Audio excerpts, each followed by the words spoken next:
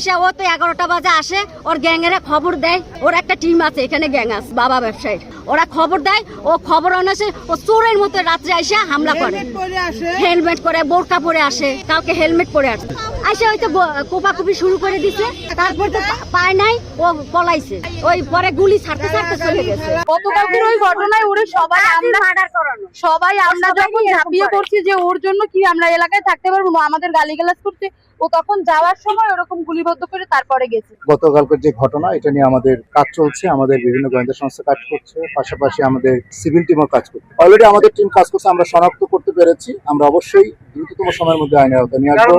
নাম প্রকাশ পেয়েছে যেহেতু তদন্তের স্বার্থে আমরা আসলে এটা এখন বলতে চাই না, আমরা অবশ্যই আপনাদেরকে জানাবো আমরা এই কাজ করে, এবং আমাদের সম্মানিত পুলিশ কমিশনার স্যারের কড়া নির্দেশ যে অপরাধী যেই হোক যেখানেই থাকুক অনতিবিলম্বে তাদের গ্রেফতার করতে হবে। এইটুকু আপনার মানে আশার বাণী, যেটা হচ্ছে যে আমরা কারা করেছি এটা আইডেন্টিফাই করেছি, তো আমরা খুব শর্ট টাইমের মধ্যে তাদেরকে আইনের আওতায় নিয়ে যাবো।